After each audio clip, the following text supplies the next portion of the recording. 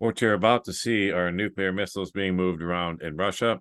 These are allegedly the RS-24 Yars that carried 10 nuclear warheads each. Here we go.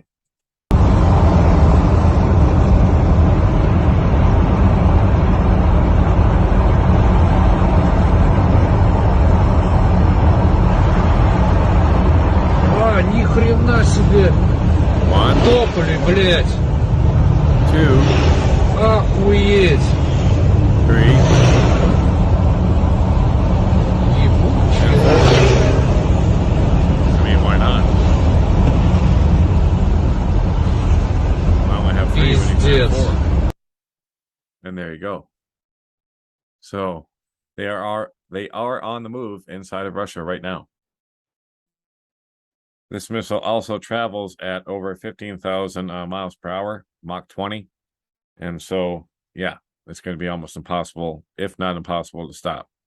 Also from Hal Turner, North Korea missile launch. We talked about this on the community page earlier today. And one of you said that it was no big deal because, it happened 2 hours ago and nothing happened. Well, there is kind of a big deal aspect to this because it wasn't Japan that they were aiming for. They were actually aiming at Hawaii. So this was not so much a shot at Japan as it was the U.S. So there was a missile warning issued by the Japanese government, as we know, and they were told to stay indoors or find shelter as North Korea fired a missile in the direction of Japan Monday night, causing authorities in Japan to warn all their citizens on Hokkaido radio to take cover immediately. And then they had a message running on TV saying North Korea appears to have launched a missile. Please evacuate to the inside of a building or go to the basement. And they thought the target area was Hokkaido. Well, guess what? You can listen to the air sound sirens if you wish. So the North testing spree this week is seen as a response to the recent naval drills between South Korea, the United States, and their other training that involved Japan. Now, North Korea views these military exercises, as we know, as invasion rehearsal, and argues that they reveal the U.S. and South Korean double standards because they brand the North's weapons tests as provocations. So that's their position. Now, the missile passed over Japan, all the way over, as we see here. But guess what's right down here? Yeah, it appears that the missile was aimed directly at Hawaii. The flight path shows a missile on a perfect flight path to strike Hawaii. Yes, indeed it does. Because there it is. It stopped just short. On purpose or not, we don't know. But clearly, the missile was aimed at Hawaii. Whether it fell short by design, or was intended to fall short, or whether it reached its physical travel limit and fell into the sea, well, that's not known, at least not yet. What is known is that authorities in Hawaii were never informed that a North Korean missile was headed towards them, and the citizens of Hawaii were never told either. So, great defense system we have nowadays, isn't it? Indeed. Indeed, it's not. So, there you go, guys. There's the rest of the story. As Paul Harvey used to say, it was actually aimed at Hawaii, not so much Japan. Otherwise, why would it have flown that much further across the ocean? When you look at these maps again, Japan's right here. Why not stop the flight path, just on the other side? If the message is to Japan, it wasn't. That was to the USA. That's all I'm saying. Then, as we told you on the website last night, NATO sounded the alarm because Russia has deployed their doomsday sub, this Belgorod, right here. They say that Russia is now rehearsing to annihilate Britain as this K-329 Belgorod fires the weapon of the apocalypse called the Super Torpedo Poseidon. So they've sent out an alert to all NATO forces, and Russia's actually issued a NAVTEX, which is a warning for certain naval areas that they're going to be conducting some type of exercise. And so it raises suspicions that the Poseidon super torpedo is about to be tested in the Kara Sea area in the Arctic Ocean. So this is a rehearsal, they say, for the liberation of Britain. That's a translation from Greek anyway. I'm sure they mean the annihilation of Britain, because that's what would happen. This is the fourth consecutive deployment of nuclear weapons by Russia, including the redeployment of their nuclear bombers, the Tu-160s and the Tu-95, on the border with Finland, remember, in Kaliningrad. Also, there are three MiG-21s with Kinzhal stationed in Kaliningrad. They can also carry nukes and the hypersonics as well. And there's also 17 Iskander-M systems that were transported to Kherson in Ukraine. Now they can carry nukes along with the rest of this. Therefore, it is expected with great interest whether the realignment and development of Russian nuclear missiles and their carriers will continue. The developments show that Moscow is preparing for a strike. And then NATO in their report emphasizes this. They say Putin appears to be on the verge of a new challenge to the West and raising the level of nuclear confrontation even further. This alarm stems from a NATO intelligence report circulated to major Allied commands in recent days. It was a report concerning the movement of the Belgorod nuclear submarine, which was commissioned in July. Now it has returned to dive in the Arctic Sea, and it is feared that its mission is to test for the first time the Poseidon super torpedo, which is referred to as the weapon of the apocalypse. So this NATO intelligence report, which was sent to the most important Allied headquarters in recent days, has sounded the alarm about the movements of the Russian sub. I'll let you read the rest on your own. But yeah, they could be looking at a radioactive tsunami in Great Britain or wherever they decide to deploy this thing. Now, keep in mind, that goes along with all these other nuclear deployments, guys. The bombers, the fighters, all nuclear capable, now stationed in Kaliningrad. The 17 Iskander-M systems, they moved into Ukraine. And then, of course, the systems I just showed you being moved around inside of Russia itself. And now we have the shock statement from the U.S. U.S. shock statement activates Russian perimeter plan. Moscow responds in the field, and the world is now on the brink of a nuclear abyss. And that response in the field was those missiles I was just showing you over in Hal Turner that were being moved around. So now we go back to this story. They say the U.S. will destroy Russian troops. A U.S. declaration to trigger Article 5 of NATO and destroy Russian troops who will use nuclear weapons regularly in Ukraine was enough to further escalate the situation.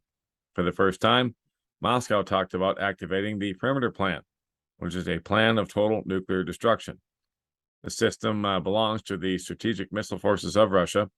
In fact, President Putin himself mentioned the system is upgraded and fully operational in a speech in 2017. If Russia is going to use even a low-powered tactical nuke, then it will necessarily activate the perimeter system as part of its contingency plan. Information indicates that a few months ago, a general control of the system was carried out. In other words, they tested it. Now, David Petraeus, former director of the CIA, a retired general, stressed that if Moscow carries out its threats and uses nukes in Ukraine, then the Americans and their allies will destroy Russian troops and sink the fleet in the Black Sea. And so Russia didn't like that, and now they're talking about this, activating this perimeter plan. When asked if Russia's use of nukes in Ukraine would lead the U.S. and NATO to war, Petraeus said that Article 5 of the NATO collective defense would not be triggered, as Ukraine is not a member, but a U.S. and NATO response would be appropriate. And so they talked about maybe fallout, from a nuke causing Article 5 to be triggered. And he said perhaps. He said the other case is that this is so horrific that there has to be an answer, that it can't go unanswered. And guys, I think there it is right there. I think what we may be looking at, and this is just me speculating based on their past history, what these people do. When he said this, the other case is that this is so horrific that there has to be an answer and it can't go unanswered. And then he goes on, he repeated it, he doubled down. I say it again, a nuclear escalation is not desirable, but the message must be sent that this cannot be accepted in any way. And so, being it can't go unanswered and cannot be accepted, those two back-to-back statements, guys, tell me that they're setting this up to make it look like Russia has launched a nuke. That's what I think is coming. I think there's going to be some type of false flag that involves a tactical nuke or some type of, disaster at the nuclear power plant that, Ukraine keeps shelling, by the way. I think something like that is going to go down.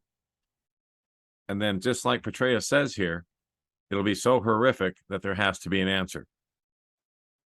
So whatever's coming and soon is going to be quite horrific. You can bet on that. Now, what is this perimeter plan that he's talking about? Well, let's take a look. That's actually called Dead Hand. That's another name for it. And it's also known as perimeter. It's a Cold War era automatic nuclear weapons control system. And it's similar to the Americans and the ANDRC emergency rocket communication system. And it was constructed by the Soviet Union. Now, the system remains in use. Like Putin just said, it was renovated in 2017, or at least that's when he announced it. They say it remains in use post-Soviet Union.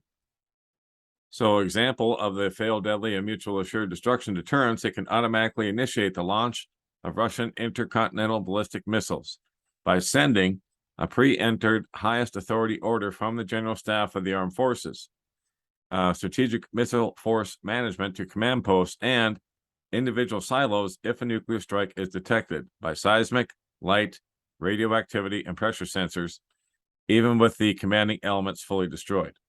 By most accounts, it's normally switched off and is supposed to be activated during times of crisis. And that's what they're talking about activating now. So basically, guys, this is a fail-safe system. If the Russian command and control structure is decimated and destroyed and decapitated with, let's say, like a first strike by the US and NATO, then this system would automatically kick in and it would send out the orders to the remaining Russian forces that are out there to go ahead and launch without any commands having to be given further, from a human being. So this would all be automated is what this is. They've also allegedly activated this Kavinsky Cayman, this mountain here, this mountain headquarters. They say it's a summit. Its summit is bare vegetation with an uneven rocky surface and small lakes fed by melting snow. It's way out in the boonies. Now, according to a April 1st, 1997 article in the Washington Times, which, they would know because they're a CIA front, basically, a CIA report claimed that there were construction works for a nuclear survivable strategic command post at Kavinsky Mountain. It was designed to resist U.S. earth-penetrating weapons and serves a similar role as the American Cheyenne Mountain Complex. And so, yes, this is what they have activated along with this dead hand or perimeter program inside of Russia. I almost said the Soviet Union because it feels like it. And so now they're saying Putin is desperate. And because Petraeus says that the reality he faces on the battlefield, I think, is irreversible, as they're saying that Ukraine is making all these gains. Well, they are to a point. To a point. Well, we have to be honest here. The Ukrainians are suffering really, really heavy losses in gaining this territory back. And they say that also Poland is a target. Senator Marco Rubio, the ranking member of the Senate Foreign Relations Committee, told CNN that Putin has two options: build up defensive lines or withdraw and lose territory. Rubio said it was possible that Putin could hit points for U.S. and allied supplies into Ukraine, including Poland, and they probably will. In fact, those troops in Belarus, as we talked about a few days ago, those 100,000 troops they're sending to Belarus are supposed to cut off the supplies coming from Poland and into Ukraine. So we'll see. This war is about to expand, guys. There's no question in my mind. So now they say the senator acknowledged the nuclear threat, but said they were most concerned about a Russian attack inside NATO territory. For example, targeting a Polish airport or some other distribution point. And then they say NATO would have to respond to this. Rubio says much will depend on the nature of the attack and its scale and scope. Certainly the risk is higher today than it was a month ago. Duh. Because you guys keep pushing and poking the bear. As per the plan, I'm sure. Anyway, like I said, for the first time, Moscow talked about the perimeter project, which I just showed you. That's this dead hand here. Once again, all the links will be up in the comments as always. So you can read about the rest of that on your own. I will put this article over on the website, translated to English for you, so to make it easier and convenient. There you go. We're on the brink of nuclear war, guys, and I hate to say it, but we could be looking at another false flag. We'll have to keep our eyes open, because they definitely say that, well, you just heard it from Petraeus himself, and he's part of it. He's part of the deep state and that whole system. He said that attack could be so horrific that it demands a response. In other words, Ukraine wouldn't have to be a member of NATO at that point if the attack is that horrible. That Article 5 would be triggered because, Russia's just being so brutal and horrible with their nuclear weapon deployments. So you have to wonder, who's really going to deploy that first nuclear weapon? And at that point, once they start launching it, will it really matter? So prayed up and prepped up at all times. Don't be living in fear, guys. God did not give us a spirit of fear, but of power and of love and of a sound mind. So no fear here. I'm just telling you what to be aware of and what's happening on the ground around the world right now. So in this case, Russia, Europe, Ukraine. And then, of course, the state Duma now has passed laws on accepting the DPR, LPR, Kherson, and Zaporozhye regions into Russia. So all of these states that broke away from Ukraine and that Putin announced they were going to accept into Russia have now been accepted by their version of the Congress, their state Duma. And now it goes to their version of the Senate for final approval. And it should just breeze right on through. So now they expect that to happen by Friday. So that would be the 7th of October. So by the 8th, they could very well be defending these regions, which are losing ground in right now. They could very well be defending these regions with tactical nukes as of this weekend. Then, like I said, shock defeat, Russian collapse in Kherson as well. Major Ukrainian attack with 100 AFVs and advanced 25 kilometers deep, and they recaptured some areas, but the Ukrainians have serious losses to go along with that. But they did break the Russian defenses, and the reinforcements and the air support that they were expecting, the Russians were, well, it never came. So now the Ukrainians have managed within a few hours to advance to a depth of 20 to 25 kilometers behind the front line, recapturing a number of areas. The situation is dramatic and expected to worsen in the coming hours. Russian forces are desperately asking for air cover in the area, which, for unknown reasons, is not forthcoming. The Ukrainians have brought under their control these districts here. I'm not going to name them all because they're not easy to pronounce. So now the Ukrainian forces are moving towards this Nova Kakhovka, aiming at the Dnieper Dam. This is the second shock after the defeat in Krasny Liman. The Russian staffs have achieved the impossible. They did not see in time either the great counterattack of the Ukrainians in Kharkov or now in Kherson. The Ukrainians, despite heavy losses they have suffered, are advancing. And they are advancing with help from mercenaries from the West, as we know. Romania, the US, Poland, and who knows where else. I know those 3 countries for sure.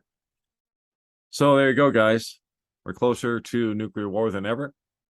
Russia is activating their dead hand or their perimeter plan, and they are moving nuclear weapons around inside of Russia, as I just showed you.